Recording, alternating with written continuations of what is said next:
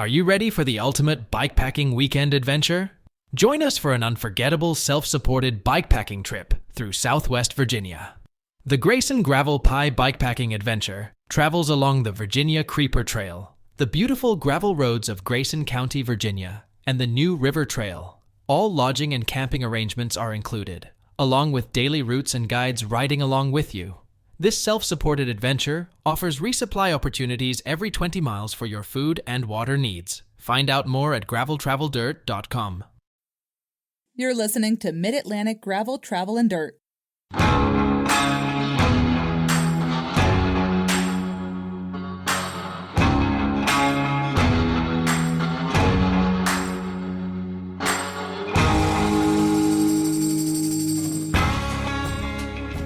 Hey everybody, I'm Brian. And I'm Joey. Welcome to episode 116 of Mid-Atlantic Gravel, Travel, and Dirt. Come on along, everybody. Spend the next hour or so talking with Joey and I about gravel bikes, adventure biking, bike packing, bike camping, or just playing bikes. Yep.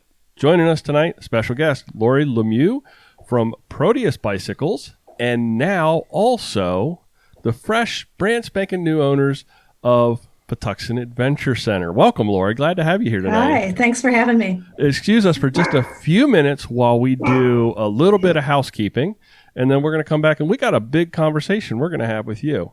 Joey, anything going on in the world of Patreon or PayPal? He was at Eddie. Did Eddie say he moved into Wes's basement today? What was that? No, I don't know what that was. I know that. Eddie joined the Patreon family, so thanks, Eddie. Yep, thank you, Eddie. I think that's it. T-shirt. Yeah, so someone asked us about more cutaway jerseys. Yeah. Bill from Cutaway asked me just COVID and everything lately. Do we want to do another jersey? Possibly. Do we want to do the same jersey, or do we want to do something different? I think the same jersey. Same jersey looks good. I wouldn't want. So we're just talking about doing a fresh order on the same jersey. Yeah. Let's get in touch with Phil. You want me to handle that? I got it. You got it? Okay. Emailing. Yeah, I think that's kind of it. Yep. Thank you, Eddie. Thank you very much for coming on to the family of support here at Mid-Atlantic Gravel, Travel, and Dirt. Very much appreciate you, and very much appreciate all of you fine listeners out there that send us support every month. What are you drinking tonight, Joey? I made an old-fashioned. Yeah? Yep. I'm still on the bubbly. You had bubbly earlier. Yeah, it was refreshing after work. Yeah. Okay. I also don't have beer in my house. You're not drinking beer anymore. Well, you said you had one. Did you have any in North Carolina when you were down in North Carolina? Yeah, I had a really good peanut butter stout. That's right. You sent a picture of that. Laurie, I saw you lift something to your lips. What are you drinking over there? I am drinking Flying Dog Thunder Peel. Oh, I love that. It's a hazy IPA. Yeah, it's got that little orange kind of thing going on. Yes, Good stuff. I give you a little backstory. I was never a big IPA fan. We had to train them. And then Wes and Joey were like, try this. And then Wes did a very good job of introducing me to IPAs. Yeah. By, giving me the gradations. And it was like, start here and then step up here. And then it was, I don't know what it was. It was probably 6 or 8 months ago. I just all of a sudden was like, I kind of like got that little craving for something that doesn't taste good.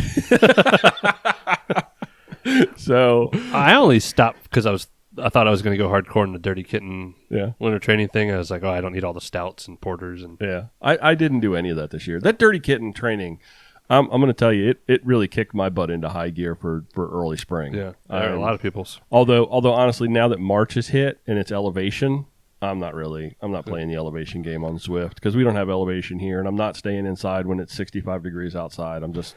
I can't do it. I got to get back outside. Yeah. So I'm still with the bubbly. Joey, you want to do a real quick catch up of what's going on in your world? I'm going to save it. I would think Laurie's going to sum all that up. Okay. I got nothing. I rode outside yesterday and ran into you. That was fun. I snuck in an hour because my in-laws were getting here later. That was fun. And I fixed my bathroom and house and power wash I know. before. We texted back and forth about trying to hook up, but then it was just more fun to run into each other. That was actually kind of more Paul more and pleasant. Jeff unloaded a bunch of bikes with us yesterday. And, I'll save everything. So, Joey, I have got a new game really quickly. And Laurie, I'm sorry we're going to throw this in here on you. I've got a new game, and hopefully we have enough people in the live stream that they'll want to join in. I want to see if y'all can recognize the celebrity voice. Hey, Larry's here. He must be he's on his satellite, so he's probably listening to the program from last week. Isn't that the way it goes out there in West Virginia? West Virginia, yeah. So we got Ted. Sean says he's here. Ted and Ted. Larry. I think there's a few other people here. I know there's 12 people in the live stream. Yep. Pete's here. So I'm going to play this audio clip of a celebrity saying a bike thing. And then I want everybody to start throwing out some guesses. And I'll play it a couple of times. So I'll play it and then we'll start getting some guesses. Here we go. Got the shifty thing. The shifty thing. The shifty thing. It's got a cog set. It's got the shifty thing. The shifty thing. The shifty thing. It's got a cog. Okay, anybody in the live You went stream really jumping long on in? that one. Huh? You played that really long. I know. Well, I played it. I got it set on a loop. Right Ted, away. yeah. Right away. Because Ted probably actually watched the video from earlier. Yeah, it was a good video. It was a good video. Yes, that was Father Dave Pryor himself, jumping in. And I'm going to put a link to the video. Dave works up at Lehigh University, as everybody knows. Also the founder and the man behind the scenes, along with Mike, on Unpaved, the Susquehanna River Valley. And Monkey Knife Fight. Monkey Knife Fight, and probably all sorts of good stuff. And Dave released that video at Lehigh to talk to the kids about how, get back on the bike for the spring. And he was going through how to change wheels and tires and tubes. And it's actually like a nice 10-minute long video or so. Mm-hmm. So I will actually put a link to that in the show notes. But I needed to give Dave just a little bit of a dig in the side for shifty thing. Yeah. Because he was trying to change the rear tire. Outside of a bike shop, that's probably the best way to describe it. I think probably not the best if I was working in a bike shop to describe it, but well, I think I thought it was funny. It was funny, yeah, because he actually in the on his Facebook earlier when he posted it, he was like I couldn't figure out how I was fighting with the quick release, and so I posted a comment. I was like, I came for the quick release battle and I ended up with the shifty thing. And it's very difficult. You got to be careful when you say shifty thing that you don't slip up and say something else. So thank you, David. I sent that to Dave and he was okay with me playing that. So thanks for playing along, Dave, and thank you, and good job, Ted, for jumping in real quick on that. I got voicemails. Yep. We promised this, and Wes got all over me last week because I needed to play voicemails. So really quickly, I'm going to play some voicemails, and I don't think anything was too deep. Bear with me. Who are they? Hey, Joey and Brian. This is Ron Welsh from Jacksonville, North Carolina. I just wanted to call this number to make sure that Wes stays on the podcast, and I'm looking forward to tonight's episode. Love you. Bye. Thank you, Ron. That was sent a couple of weeks ago, and I've been very, very remiss in not playing that. So I was just down there too. And I got one more. This came in just this week, I think. Stand by. We can discuss about your case and take necessary action on this matter.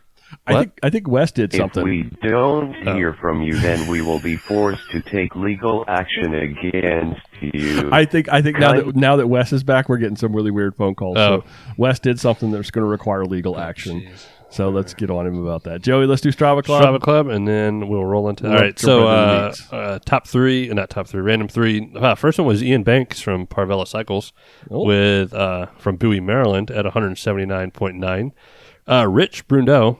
Rich from Unpaved. Hey, Rich. From State College, PA at 132.6.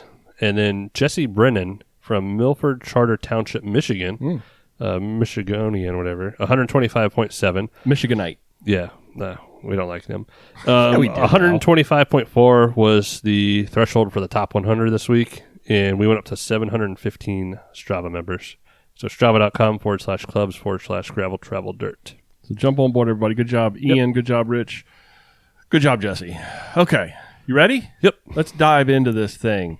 Do you want to do the introductions? Why don't you do the introductions? You're good at it. Okay.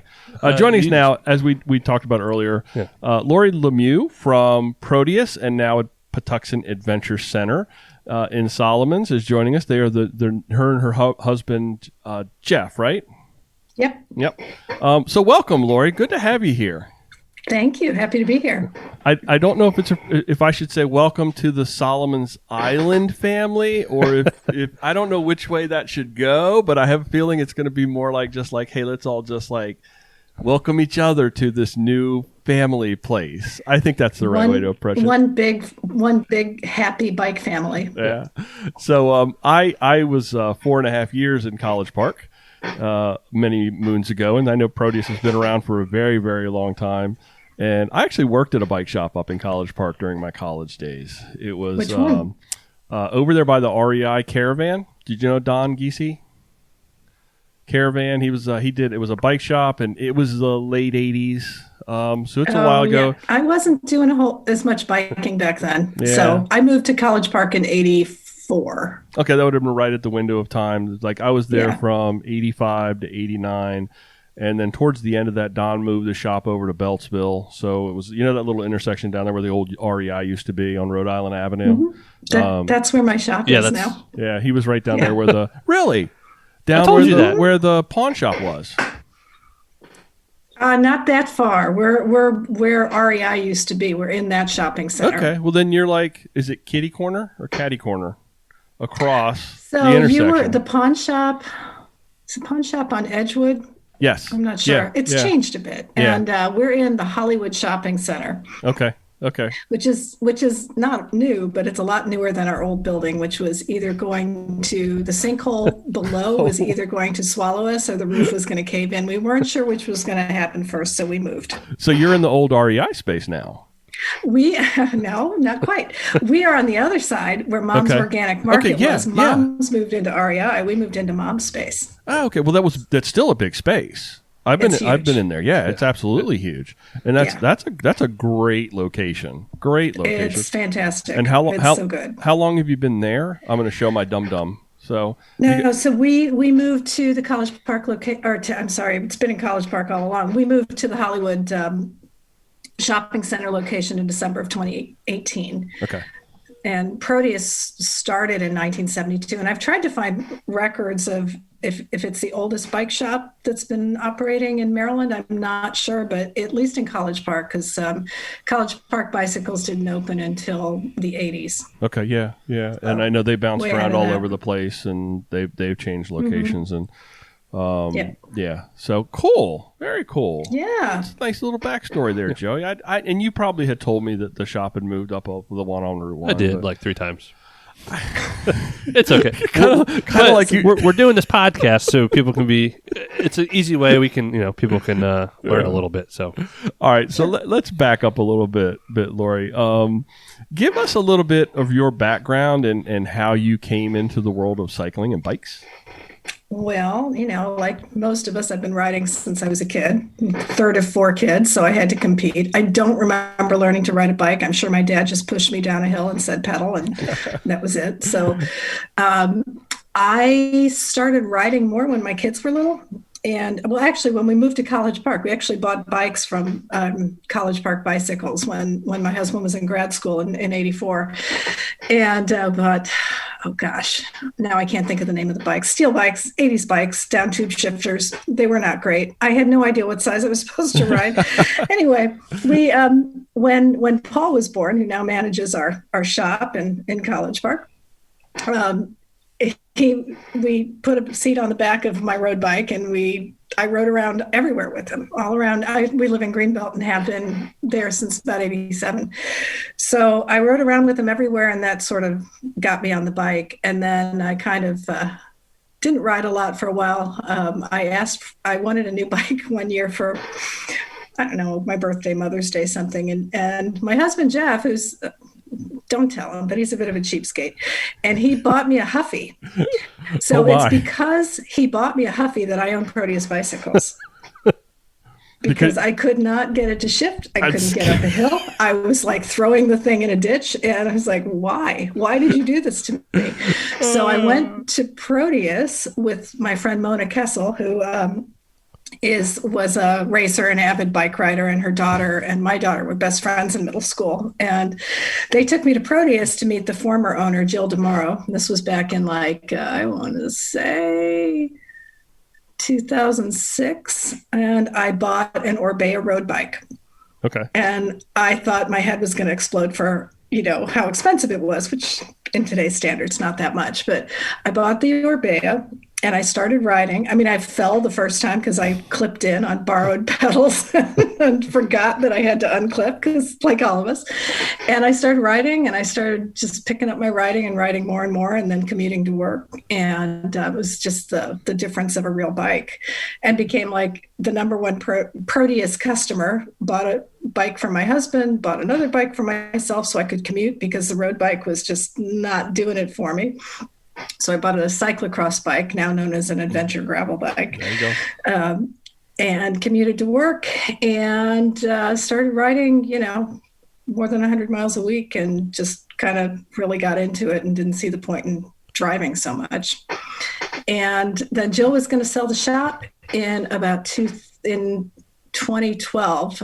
She'd been rumoring it for years, and was going to sell the shop for personal reasons. And I'm a nurse. I'm a nurse practitioner. I'd been practicing as an NP for 20 something years, and as a nurse since I graduated from college in 1984, and was teaching nursing at Catholic University. And I decided I was tired of all of that, and midlife crisis and all, I bought a bike shop.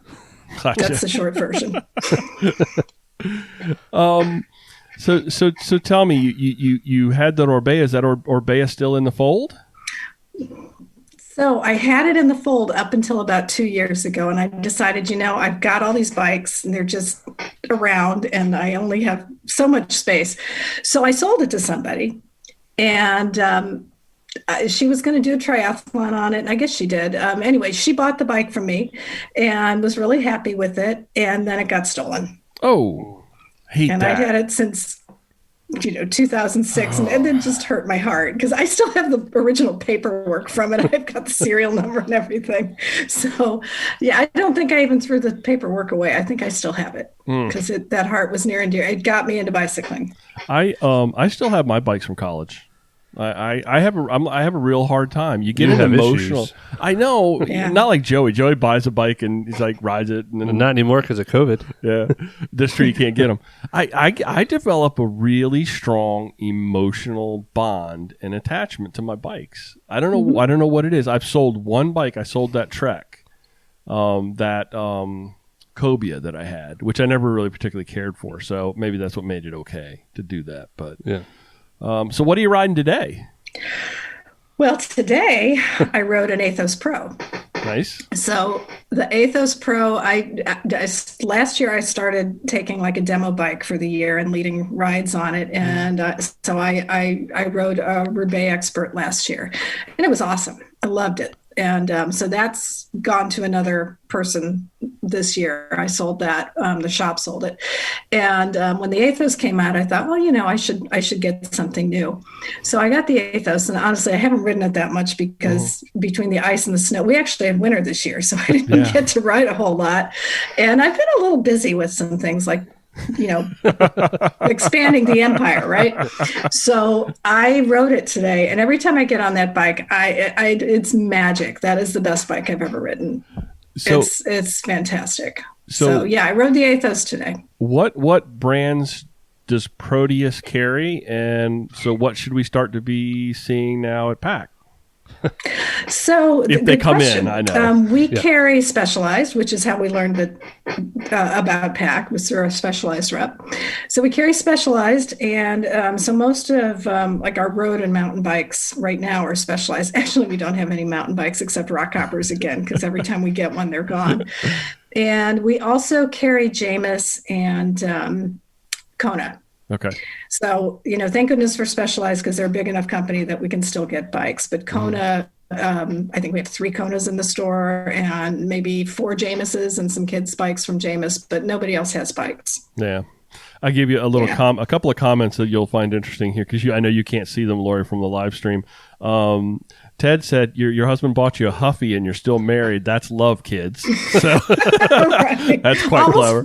I think 38 years now. So yeah, and coming up on that. Pete, also a collector of fine bikes, says Pete goes through bikes like he's worse than you. He says if I hear about the Athos a few more times, I'm gonna have to get one. And Joey let him know that he was. We got a 56 inbound at some point in time in the next month. We got a couple of them in stock. Just let me know what size. It's pretty special. Got a couple of comments. Hey, Bill, I've been playing with the audio. It looked like it was a little bit hot, so let me know. Somebody chime in on the live stream if the audio is problematic. So I'm trying to work on that and get some things dialed in here so everybody can hear everybody a little bit better. You do commute and such too. Yeah, I commute. I have a Como. Yeah. I have an e-bike that I commute on, and I load that thing up. It weighs about 60 pounds. I can barely get it out of the house by the time I've got it all loaded up with computers and lunch and maybe beer in the pizza rack and stuff. I never put pizza in the pizza rack. It's always beer. So it gets pretty loaded down, but that's my little commuter vehicle. I barely ever drive my car, so it gets me around. I'll say we never really talked about, you have like your network up there with the bike trails and stuff. I love kind of living in the middle of nowhere, but the infrastructure to use a commuter bike is horrible down here, and I wish that would change. Yep.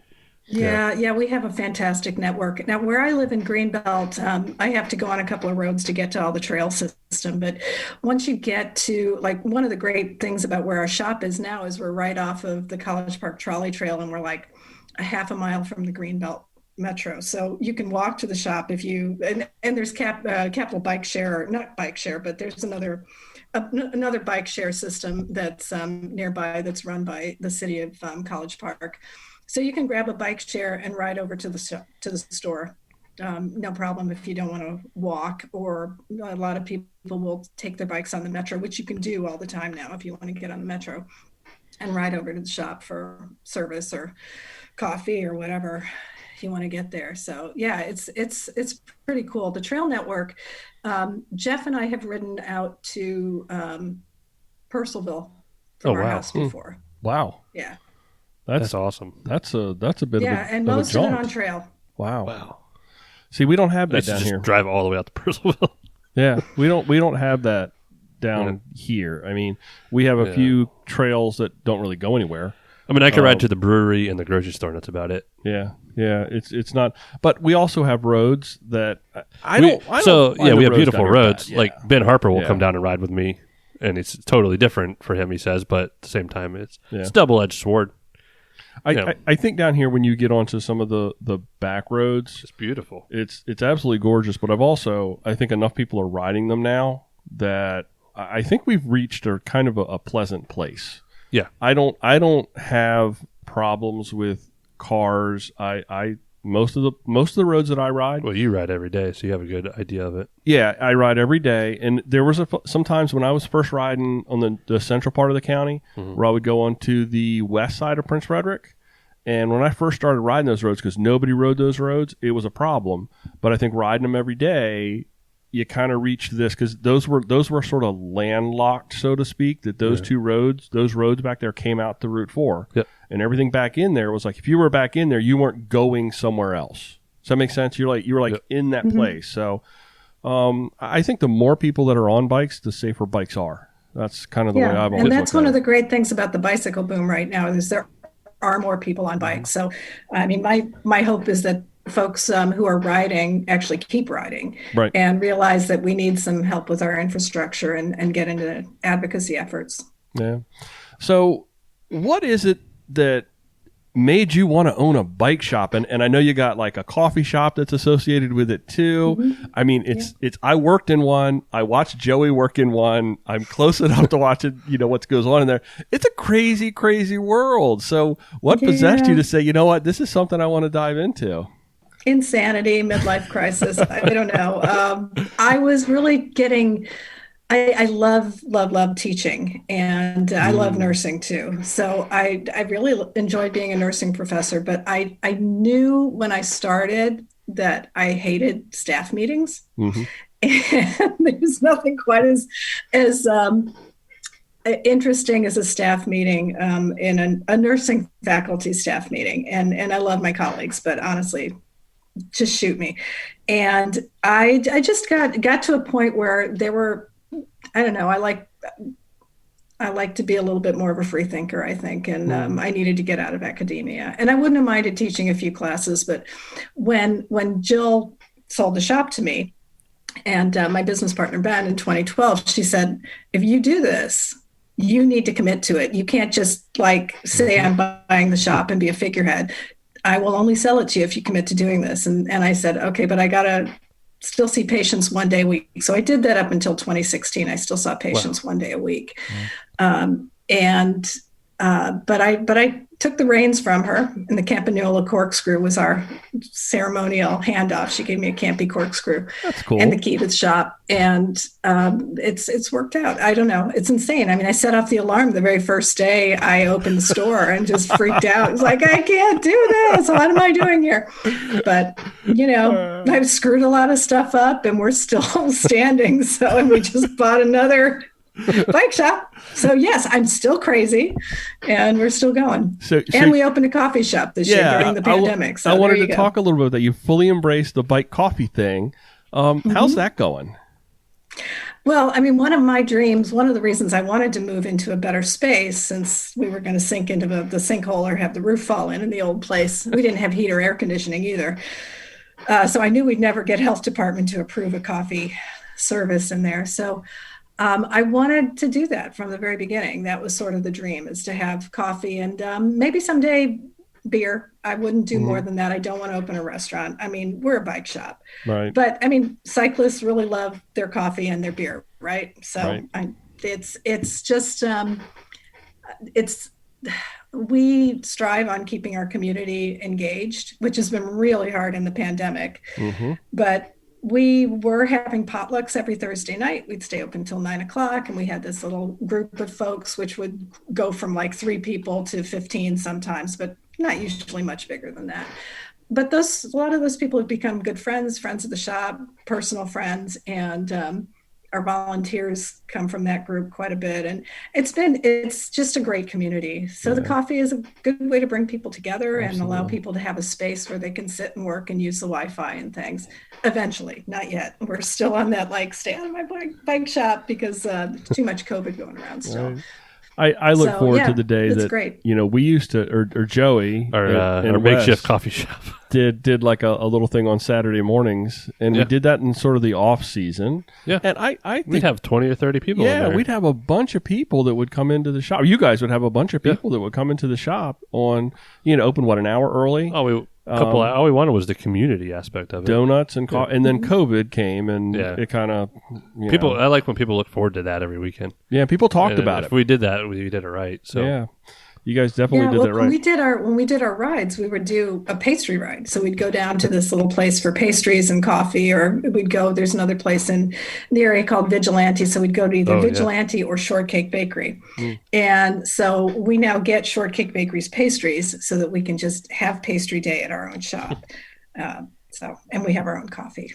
There you go. We used to do the Friday night brewery. It wasn't even really a decent route, but it was just people liked it for the people beer. Liked it because you just got on a bike, and I think the round trip was like 10 miles, and it was you'd sit at the brewery outside in the summer when it was nice, and it's just the like you said, you use the word engagement. I'm a big fan of that idea of engagement. So in the world of bike shops, what's it like to be a woman owner of a bike shop? So have you ever gone to any of the big dealer events? No, I have not. No. Joey, I'm sure that's his world. Yeah. How many women are there? There's not a lot. I don't think I've seen a lot. 1, 2. Count them on one hand. I would say bike things in general with me, there's not a lot. Yeah, you're an anomaly as a woman in bicycling, and being a complete noob at everything. It was just like completely intimidating to me. And I'm a little older than you guys, so my generation was like, okay, all right, sure, and not quite as in your face as some people who are a little bit younger than me. So it's been a challenge. I mean, I was thinking about this today. When I first had the shop, I was sweeping the floor one day because you do whatever you have to do to keep your shop running. And some old dude came in the store and was like, that's a woman's place, sweeping that floor. And asked somebody else the question. So I was like, okay, then, I mean. Did you hit him with the broom? Just swing the broom and hit him with the broom? I think throwing the dust in his face would have been even better.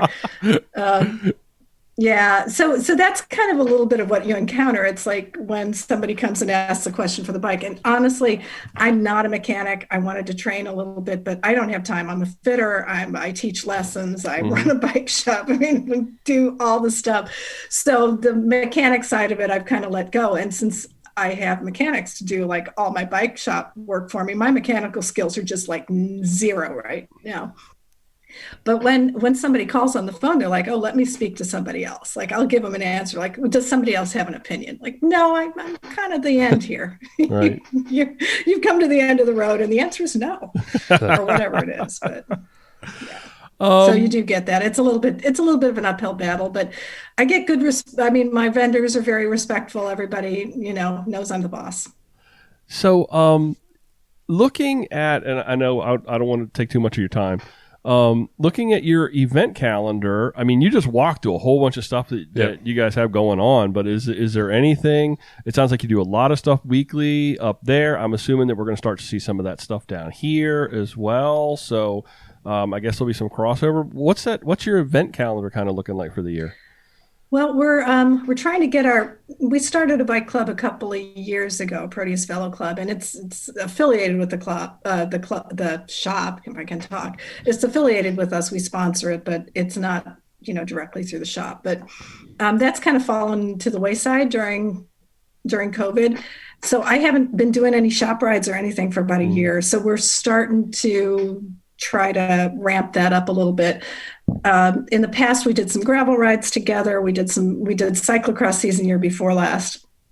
And I actually podium on most of my races because of my age group. There's only usually 5 of us, and I usually hit that podium, even though I might be crawling to the finish line.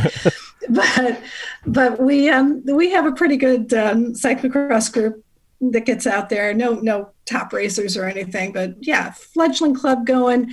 Hoping to do some gravel stuff this summer and into the fall and get a cyclocross season in for the most part and get our road rides and our mountain bikes back going. A small group has been starting to do those things. So normally we're going to be doing rides on like Fridays and Fridays we meet at a restaurant and hang out and go for a ride if we have time. So that's one of our events. And then Saturdays, we usually do a couple of rides. I usually do a road ride at 8 a.m. and then my husband leads the pastry ride or whatever we're going to call it now that we have the coffee shop. And then on Sundays, it's usually a mountain bike ride. Gotcha. So lots of good stuff. And our specialized rep wants to get a ride together where we ride all the way down, shop to shop. So we'll see how that goes. Oh, the shop to shop. Fully supported. A shop to shop. That is a route. That's a long ways. Yeah. Well, I'll tell you this. I don't know if you've gotten any. I'm sure you've probably discovered the backstory of what the club that's kind of loosely associated with the shop. But I mean, Jeff just signed up. Yeah, Jeff just joined. So thank you for joining. You guys get your sick numbers. Make sure that you join us. Right. They're big about the numbers. The numbers are big, man. I'm 100. What's your number? I waited specifically to get 100. Did you really? I can remember it.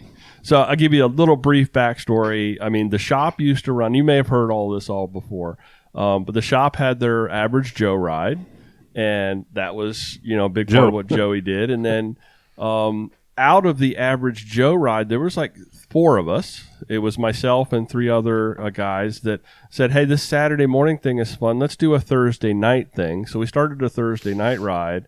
And then that kind of like developed steam and developed this whole big Facebook group. And it was just sort of a natural progression that it actually became a club. I think we got 130 some odd members right now. And that fluctuates a lot because the Navy base. We're very transitory kind of an area down here. With it's the good base. For business. Yeah.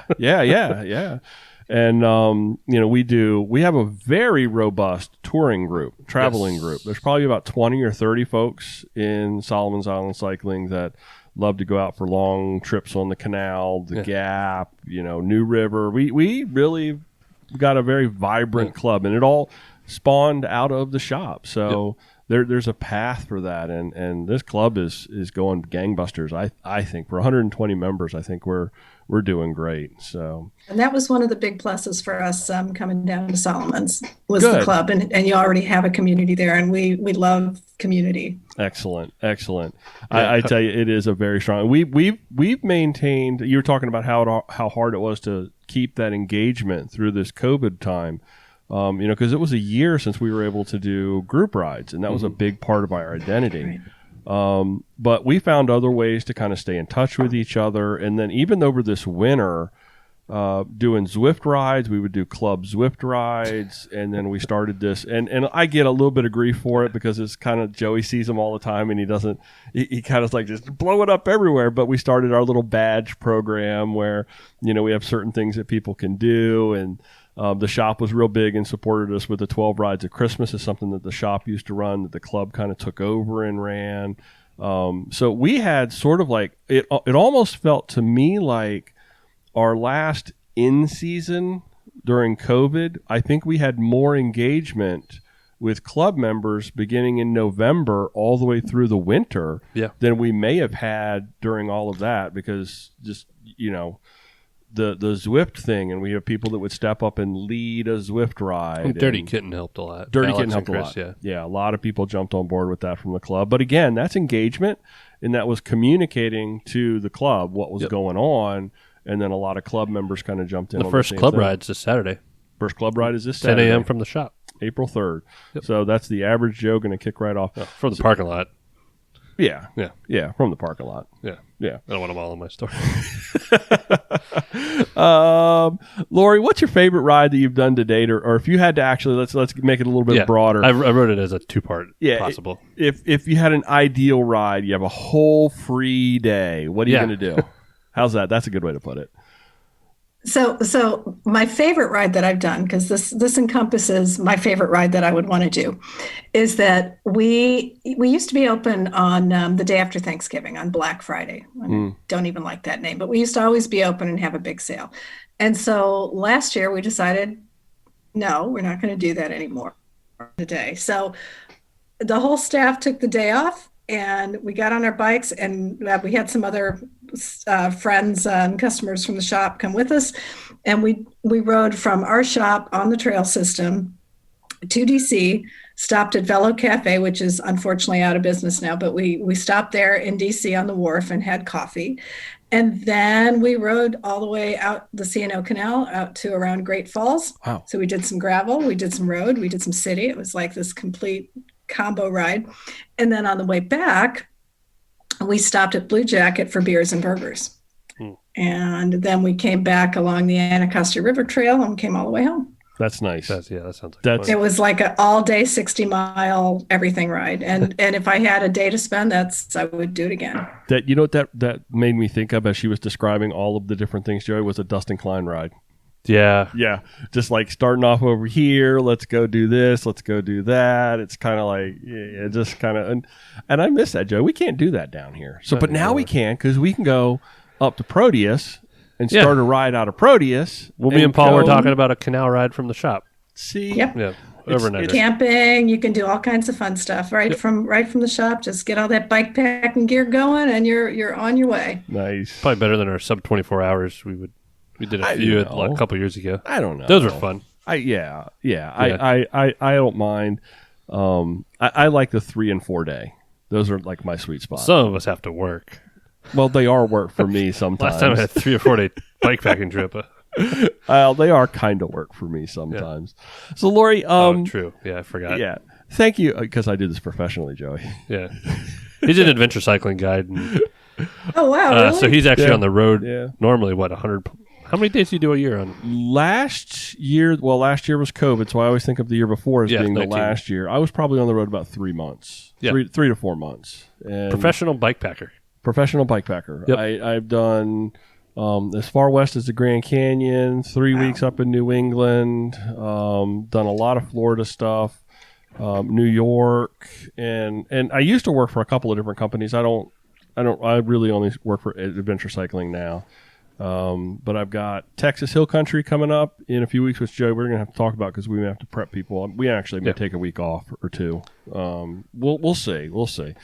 So Texas is coming up, and then I've got Gap and C&O coming up, and then I've got Civil War, Gettysburg, DC to Gettysburg coming up, and then New York, cross-state in New York this year. So we're slowly kind of getting back into it. That's why he's one of my shop ambassadors. I talk to a lot of people. He talks to a lot of people. Talk to a lot of people who put their butts on bikes. So we like you. And the thing about it is, you were talking earlier about education and about teaching, and that's one of the big things with adventure cycling is that, and that's what drew me to them. Their whole idea, and it comes out of that kind of hostile environment, but empowering people to say, I want to go out and do this, but I don't know where to start. And here's a group that I can go learn with and become a part of. And they're not going to just, feed me M&Ms to show me which way to go as I go from place to place. They're actually going to kind of say, you know what, you're here, and I'm here to help you I'm here to help you facilitate by facilitating it, but you're kind of doing this trip, and you're doing your thing, and you're sleeping in a tent, and you're making your food, and it's different. It's different. Yeah. It's different than a back roads and those tours have their place. There's no doubt about it. Yeah, we did a back roads tour in New Zealand. It's the only tour I've ever done. And we did that about 5 years ago, and it was amazing. But they feed you M&Ms. It's like leaving a little trail of candy. I need, take me up that mountain pass. I got my Trek Travels. I might have done that once or twice. Yeah. We were supposed to do a Trek Travels trip because I didn't want to do anything to Spain last year. That was me. And that's cool because I don't want people to know I work in a bike shop or I'm a professional mechanic. Right. I mean, you just want to do your thing, enjoy the bike, enjoy the country, not have to plan it. Yep. But if you said, I want to be able to go do this myself, then having somebody kind of like mentor you is what it almost comes down to. And I didn't particularly, I led some tours for some companies where it was the feed you the M&Ms and leave you the little cookie trail. And I didn't enjoy it as a tour leader. I didn't enjoy it. It felt like it was, I don't want to use the word work, but it felt like it was different. It felt like it wasn't participatory for me as a leader, and I like that. I kind of get off and I kind of dig that. So, real quick, Bill O'Neill said he might be doing his first weekend on the CNO this weekend. Nice, if it doesn't rain. So let us know how that goes, Bill. Send us something in. Right. Anything we haven't covered here, Laurie, from a shop? We're getting ready to switch gears a little bit, but anything you want to throw out there that we haven't touched on? Not a whole lot. Just really excited to come down and spend some time in Solomon's and meet that crew. And hey, I'm a member of the club, so I'm ready. And we're thrilled with Joey. He's going to have to work about 8 days a week getting this going. As we already know, we were up till 11 o'clock texting each other on Friday night, going, "We need to get the inventory in." So it's going to be a roller coaster ride, and I'm really excited about it. I'm really stoked. I think we can do a lot of great stuff for our customers. Yeah. Well, Joey's used to that working hard thing. Yeah. He's a special one. Well, that's why we're doing this. Yeah. So because we know Joey's there. I'm going to tell you what. I'm still learning some computer. There's some computer stuff I just never learned because Dave and I'm learning. Now you're going to have to learn it. Yeah. I don't know if Joey clued you into this, but we end every show with a little something we call this or that. We take two things. Sometimes they're related. Sometimes they're not. Sometimes they make sense. Most times they don't. We throw them out there and everybody makes a choice. You don't necessarily have to explain yourself if you don't care to, but it's nice if you do. So I think we're going to do tonight is, Laurie, I'm going to toss it over to you first, and then Joey, normal order, you're up, and then I'll finish it up.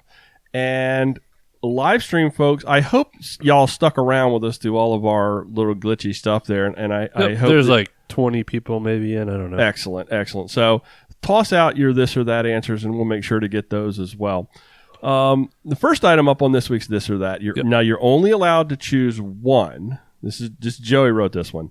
Either a pre-ride coffee or a post-ride beer. Post-ride beer. Ooh. No hesitation at all. At all. Joey? That was a tough one. I know that's almost rather starting with I feel like that coffee gives me the go. Mm-hmm. Okay. It's tough. Yeah. I knew this would be a hard one for you. I know. I knew this would be a really hard one. Most of the ones I write down are the hardest ones. Yeah. I might go pre-ride, especially this time of year when it's getting warm. I like my iced coffee, like iced mocha. Okay. Well, you know me. I'm not a coffee drinker. Yeah. So that's pretty easy for you. I figured if I could get through college without coffee, I didn't need it. And there's another reason why I don't particularly like coffee. I won't get into it right now. It's a good story, though. At some point, I'll share that. So the coffee pre-ride, not for me, but I do like my caffeine. So a tea, I drink a lot of tea. Joey knows that. A post-ride beer would definitely be my direction. There's no questions, no ifs, ands, or buts. I mean, all I can think about when I think about that is the after party at Unpaved and the one cycling event I didn't get a drink at. Well, the first I pulled night, the DD card. The first night you did, that was a 3-day adventure. That was yeah. Well, as the salsa guys got there and we got a little rowdy. But the after party was definitely the thing. All right, where's the live stream at, Joey? All right, Sean's still back. Sean said beer. Jim, do you ever go by Jim Bob? He said post-ride beer. Bill O'Neill said beer. Hey, wait a minute. Time out for a second. Yeah. Jim Roberts. I wonder if that's the same Jim Roberts that's on the Strava group that's got like the capital names. It's like the one I complained about. I didn't know how to read it. Bill O'Neill beer. Sal said, come on, beer. Beer for sure. Ron, though, said pre-ride coffee, and then post-ride beer for Ben. Benjamin Bassett. So maybe me and Ron will go to the Beanery before our Sunday morning ride. There you go. Yeah. Let's see. Second item, up or this or that. Watch a movie alone or dine by yourself. Joey, you wrote that one. Yeah. Spend a lot of time alone over there, buddy? Laurie, would you rather eat alone or watch a movie alone? Watch a movie alone. Yeah. Joey? I don't know. My bachelor days, I usually ate and watched the movie alone. I don't know. I'll probably watch a movie alone. I do that a lot. I watch because my wife will go to bed at like 7:30. Yeah, and she doesn't like the same kind of movies sometimes that I like. So, like, you know, who, Jess? No, your wife? My wife. Oh. She doesn't like the same kind of movies sometimes. So I think that sometimes watching a movie alone is kind of like, you know, you also have the freedom when you're watching a movie by yourself to be like, oh, this sucks on Netflix, and just killing it and walking away from it. But if you're watching it with somebody else, it's kind of like, oh, maybe, you know, they want to keep watching. You know, that it takes longer to reach that decision. And I think our tolerance in today's streaming it'll take world, us 40 minutes to pick a show. Or maybe. Oh, yeah. It takes forever. And God help you when you get in between, like you finish a good series, and it's like, what do you do now? It's like this lull of you finish Schitt's Creek and you restart Schitt's Creek. Yeah. What did I just restart? Oh, doggone it. Letterkenny? No. Arrested Development. Oh. I just restarted Arrested Development because I couldn't find anything else to watch. Where's the live stream at, Joey? Jesse said movie. Ben said eat alone. Sal said movie alone, no interruptions. Bill says a movie. Eddie says eat alone. And lately, though, I put on Star Wars when Jess is with me because she won't watch it. Okay. So are you using that to drive her away? No, because I won't watch it, and then she just goes to bed. Now, the rest of these I wrote. Laurie, College Park or Solomon's? That's not fair. You can choose to punt the question if you like. I'm more curious to see what Joey's answer is.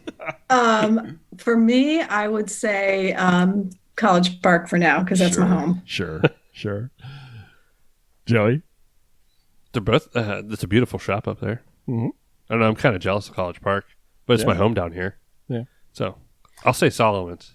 Well, you have to because I have to. You got the water thing. You got the you know, it's the both of your worlds. Yeah. You know, it's the both of your worlds. It drew me back. Yeah. Yeah. I came back here for reasons. Yeah.